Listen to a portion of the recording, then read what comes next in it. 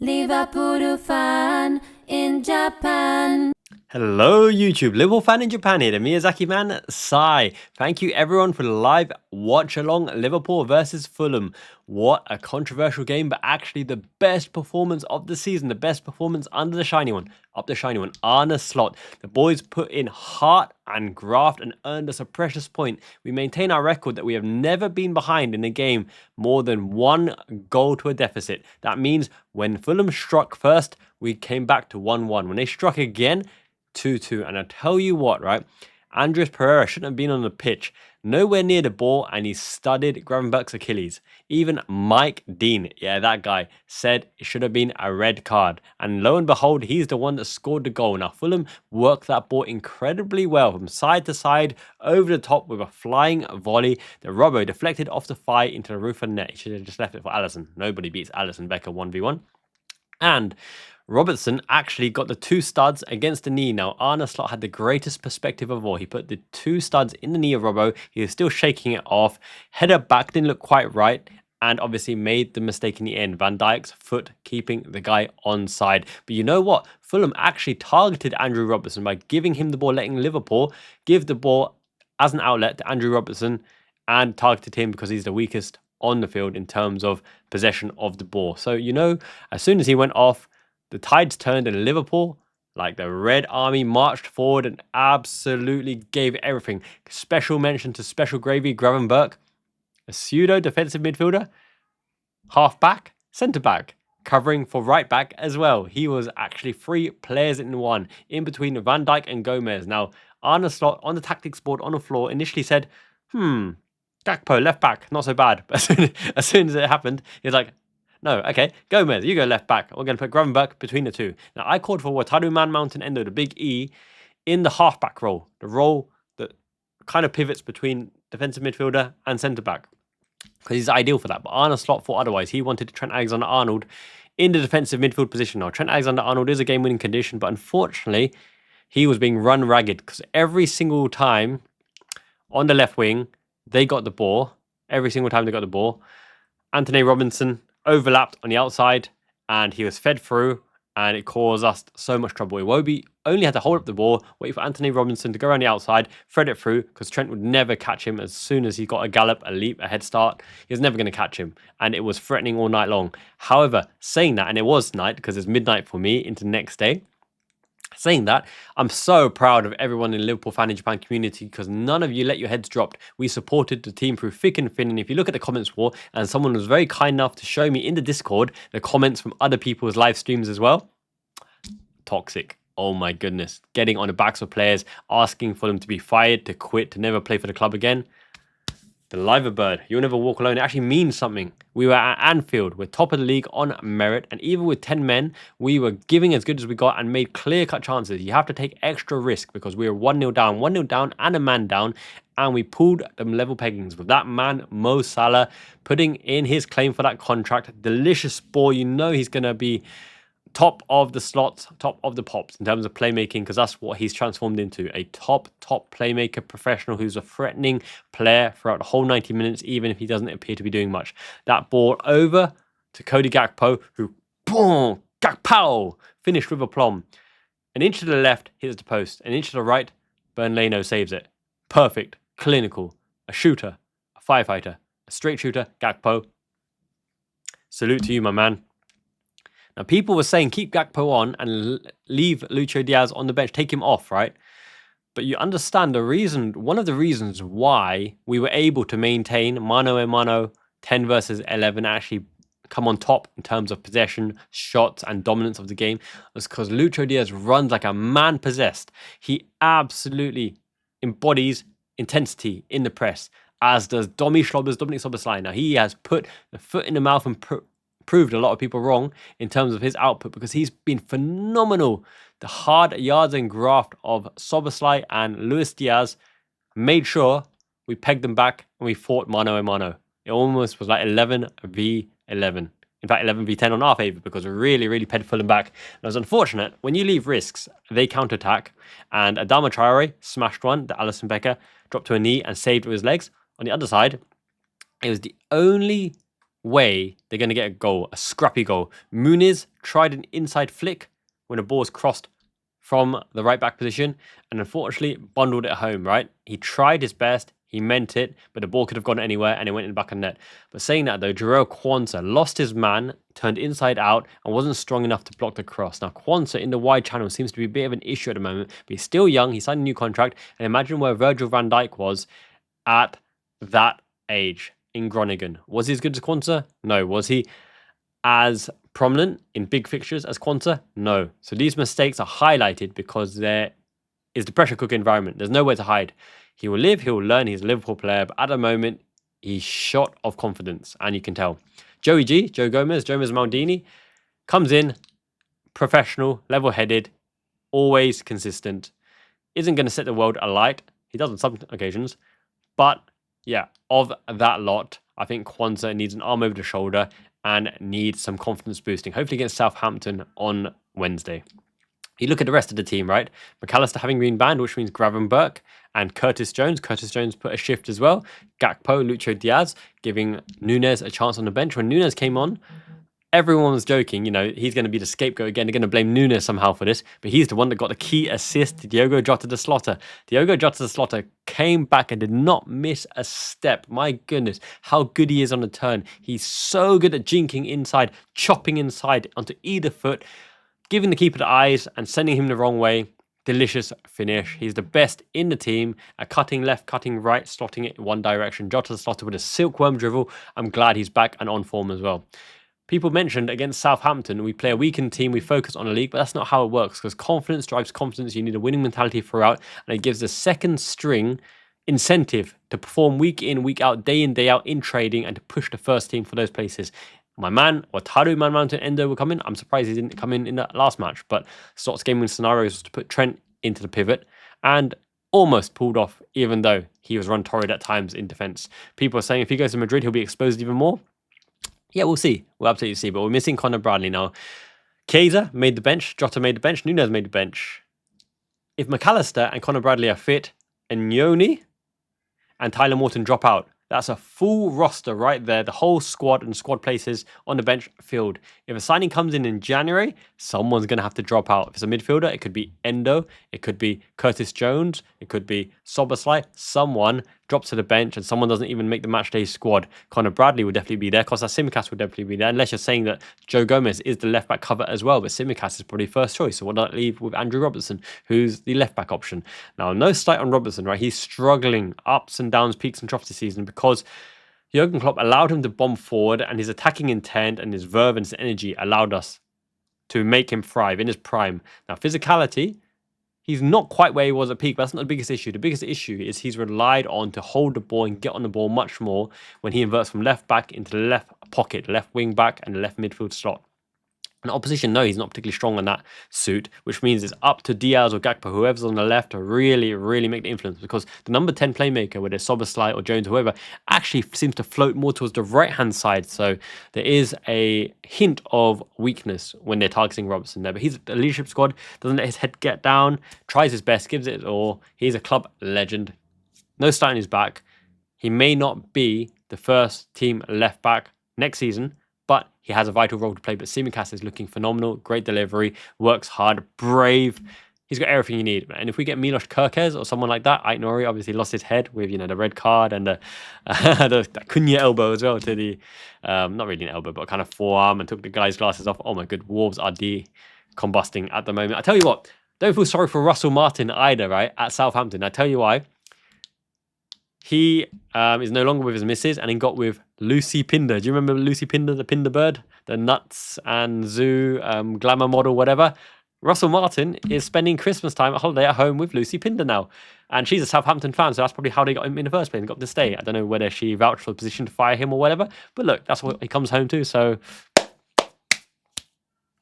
enjoy. Oh dear. And Pep Guardiola, he's clawing himself. He's stressed. He can't sleep. I understand that, insomnia, all that kind of thing. Hope it doesn't get too bad for him in the personal life. But in the football life, I hope they continue to go from weakness to weakness and loss to loss, because Man United sucker punched them with Garnacho and Rashford not even making the matchday squad.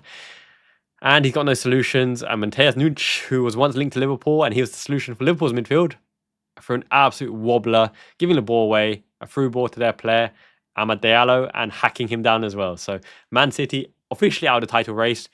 Arsenal clutching at straws, because if we win our game in hand, 9 points ahead again, they've got no firepower. I told you, they've got no firepower. They are an elegant version of Stoke. So our closest contenders are Chelsea, who are hitting form at just the right moment. But Enzo Maresca, Cole Palmer, Madueke, all of them are saying they're not title contenders, and for good reason. Their defense is leaky. They're conceding goals that title contenders shouldn't concede, but they're there on merit at the moment. But for anyone who's scared of Chelsea, because they're only 2 points away from us, our game in hand is against Everton, right? Pending for February. And if we win that, it's 5 points again. Now, you look at the battling qualities of this Liverpool team, and you look at the battling qualities of this Chelsea team as well, right? Mano, like for like. But the biggest difference is we beat Chelsea in the first fixture between us, which means head-to-head, we are 3 points ahead of them, which means they can only make up the gap if they outperform us during the duration of the season, and they've only got one match left, Liverpool versus Chelsea, to make up a 6 point differential gap. If Liverpool win that, it's gone, done and dusted. Way too big a gap, right? 6 point differential, 3 points lost, 1 point out, so 1 game out of the calendar.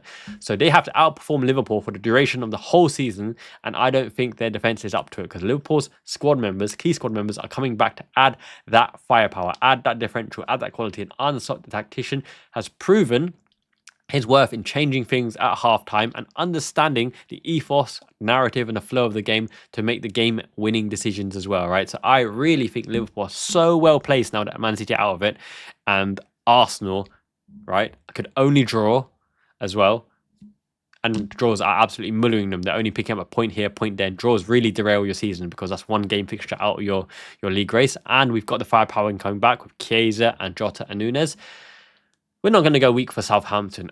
Endo will play. I imagine that Morton will probably play. Quansah should play as well. Kelleher will probably play. It'll be a senior striker. It won't be Jayden Danns. Jayden Danns, for all his potential and all his worth, is so far away in pressing, in raw physical attributes, and in technical link-up play. Even though he's a good player with many good attributes and he can finish, he's got a good variety of finishing, he's still behind Nunez, Jota, Lucho Diaz, Gakpo, Salah, and Chiesa in the pecking order. Now, I'd love to see Chiesa start. Let's see if his fitness comes into it. But Javier definitely needs to come on, because what a delicious player. The drop of the shoulder, shimmy shake, left-footed curler. He's always safe in possession. The teammates trust him in possession. Javier made a difference. Darwin Nunez made a difference with the turn, the assist, the threat in behind as well. But Jota is clinical, and now he's our first choice striker. He's back. Things should look positive. Lucho Diaz has been a bit off colour in terms of shooting and scoring. I don't think he's scored since, September? Is it the double against Man United? So he needs to get those shooting boots on. But Cody Gakpo has come alive as well, and the season is looking grand. Now, no delusions of grandeur here. Still a long, hard slog, but we're top of the Champions League. Winning those 1-0s are super important against Girona, for example, because the 1-0 victories are the ones that win you the league, clawing a point from a losing position, getting that extra point, snatching a victory at the jaws of defeat, and not snatching defeat out of the jaws of victory, which some teams seem to do, like Manchester City. Snatch defeat of the jaws of certain victory in the Manchester derby against Ruben Amorim, who's had a hair transplant. Don't be fooled by that hair. I read the news. He's had a hair transplant, apparently. So, yeah. Don't doubt, never fear. Liverpool, and the shiny one, and Miyazaki Man, Liverpool fan in Japan site, is here. So, yes, what have we got to look up to? Tottenham away is a tricky fixture. I'm almost of the belief you've got to go strong in Southampton, but rest the key players, but bring them on if they're going to start against Tottenham, because Ange Ball will leave space in behind, right? They press high, and it's almost to their own expense that they press so high and they're so aggressive. It will be a firefight, shootout. But with this team, with that pace in behind, with Salah creating, Darwin Nunez's pace, Chiesa's pace and finishing ability, Jota's clinical finishing nature, Gakpo and Diaz, who'll be running amok, Szoboszlai's hitting form, McAllister is back. Endo can shore up in the last 10 minutes if that's what Slot wants to do with him. Curtis Jones, ball possession high up. Van Dijk, not missed a step at all. Alisson Becker, world number 1, is back. It'll probably be Robertson back there. I don't think Tsimikas will be fit unless he proves otherwise. So give credit where it's due. He will plug away and do his best to hold the line. He's next to Van Dijk. No better inspiration, even though Van Dijk needs to really rein him in and call him in. That side needs to shore up. And you imagine that Trent Alexander-Arnold hopefully can put in a defensive shift because we no longer need him to invert and push so far up for the fact that everyone in front of him, especially Special Grave Gravenberg, is the man that plays between the lines and can play make from deep position as well. January's coming up. I'd love a January transfer, but the league can't be won with a January transfer because even if you buy a striker, who's to say that with the shared minutes that they'd outperform a Jota who knows the system and the press system, a Nunez or Chiesa, Diaz, Gakpo, whoever they may start in front of. So even though we wish for a Marmoush or a Gyökeres or whoever you want to call upon, question marks whether how impactful they'll have in this particular season with no preseason, with no rapport, chemistry building. It's their raw attributes and at the expense of another player's time and presence on that pitch as well. So let's see what Arne goes with. I'm still of the opinion he wants a midfield controller, a controller first and foremost, and a young, up-and-coming, high-potential left-back. Zubimendi and Kirkesh fit the bill in terms of a prototype, but let's see ultimately what Michael Edwards, Richard Hughes identify as the key attributes for that particular role. Now, I love a transfer, so fingers crossed that we do get that extra bonus, extra lift, and get people off FSG's back. But look, credit where credit's due. FSG have made the decisions to get that back room staff, that framework in terms of Michael Edwards, global head of football, Richard Hughes, and Julian Ward as well, Arne Slot in the managerial role. And we're top of everything, so you can't complain there. Now, where were the weaknesses? Where were the flaws? Now, Kwanzaa came on, hit in this performance, but he should have been stronger for their second goal, which they bundled in. Now, that was the only opportunity that they would have got, except from Adama Traore. They bundled it in. We were unlucky, but we fought back, and we were that close. A Lucho Diaz pass or Jota pass to Salah at the last minute away, right, from winning the game. A Harvey Elliott scorcher, a bender, away from winning the game. A header, a long shot, a blast, a Jota shot, a Diaz shot. We were close. And as Anthony Robertson and Marco Silva at Fulham rightly intimated, Anfield lifted the boys never gave up. And it didn't feel like an 11v10 game for the longest duration. It was an early red card as well. Slot changed the system with Gravenberg being a man-possessed, behind the lines, centre-back, sweeper, libero, half-back, wing-back. He did everything. Special credit to a special player. It's almost unfathomable, unbelievable that Klopp, right, couldn't get more out of Gravenberg considering he's already at the club. But look, everyone needs some time to adjust to the city, the systems as well. And he played him and he bought him because he saw the potential. Now, how did he get a game at Bayern Munich? Thomas Tuchel as well? Also question marks. But I'm so glad we got him now and we got to keep him, sign him to an extended bonus contract because, you know, all the big clubs will be sniffing. Everyone is after that quality number 6. And of that 6 mix, he's the best of the bunch because he's probably the premier midfielder in world football at the moment, on form, on merit, even though in training he drives our boys up the wall because he gets back-to-back man of the matches. Once again, thank you everyone for joining the community for the live chat. That really made my day. You guys were so supportive, really understanding of the scenario of the game, what we needed to do, and back the boys as well. There's no toxic vitriol. There's no flaming. Everyone's open to criticism. Everyone can be constructively fed back with what they are doing wrong and what they should be doing better and where the faults and mistakes are. But we don't need direct character assassination or personal vendettas or a grudge against the owners who aren't even on pitch. What can they do? They're not on the pitch. So thank you once again, everyone. We're building the best international community by far. The best way to support the channel is through YouTube membership. Everyone who signed up to the Wonder Kid tier, thank you so much. Cheaper than a cheeky cheeseburger or chicken McNuggets at Mackie D's. We call it Mac here in Japan. And I need to upgrade myself to at least like a triple Whopper or a Boogie's Burger because that's the good stuff right there. But Burger King isn't so popular in Japan. It should be though. There's a few thereabouts in Tokyo. Saying that though, for everyone, Wonder Kids tier, the next tier is the Liverpool Fan in Japan members. Thank you so much for going above and beyond. Everyone in that tier and the Emperor Endo tier and above, I think it's like equivalent of £6, will get a custom commissioned artwork that I've been working on for the last week. My artist is drawing it right now. Beautiful two-piece, two-character with one of my favorite movies of all time setting and a Christmas bundle of goodies. I'll bundle anything that's available, including limited edition Strawberry Melty Kiss, the best chocolates in the world. Only available for like 1 or 2 months in Japan. They love their limited edition goodies, so I have to hoard this stuff. I'm going to send love your way. Goodies and any other merch and things I can find. I'll bun it in a Christmas hamper. So make sure to send me your address in the Discord. Join the Discord. We chat Liverpool 24/7. It's just like an MSN Messenger, a kind of open forum board. We chit-chat the latest news, transfer, gossip. The lines up is free. The link is down below the Discord. Join me. I chat there 24/7 as well. Very, very happy to interact and answer any questions there as well. And we can even jump on a live chat stream as well anytime you want, right? It's good fun, good banter. Yes, so once again, YouTube membership, the best way to support the channel. Exclusive content coming up. I've been a bit delayed, Mushroom Boy's under the weather just a little bit, so I've had to look after him, and obviously to Mimi as well. Otherwise, she would have done some translations. But I've got the Arsenal Fan TV translation coming up in the members section. The skills tactical masterclass. We've done why 4-4-1-1 is better than 4-4-2. Next, I'm going to do the most interesting one. What team shape happens during the transitions? Does formations even matter these days? It's more about what you're trying to do in transition. When you get the ball, where do you go? When opposition get the ball, what shape do you fall back into? What are you looking to do? How do you retain the ball? How do you relieve pressure and win the ball? Where are the containment zones? That's going to be a very, very special video. I have to put in the member section because strategic out-and-out videos don't seem to do so well. Liverpool only videos are the ones for the algorithm apparently. So yeah, make sure you like this video. Smash the like. It's quick and easy. Just press it now. The comments really help, and interaction drive the algorithm as well to tell people that this YouTube video is good. If you want to watch it again as well, it tells the YouTube algorithm it's really, really good, and then sends it out to more people. But once again, I wish you guys have an amazing day. I will send the Christmas cards and the Christmas hamper to all Liverpool Fan Japan members and Emprendo tiers. And yeah, send me your address on Discord. I've got Christians. I've got Jamie Rennies as well, you know, everyone, my brethren and sisters from Scotland, Indonesia, Bali, Mexico, America, India. Shout out to all of it in the UK, obviously. Big love to you guys.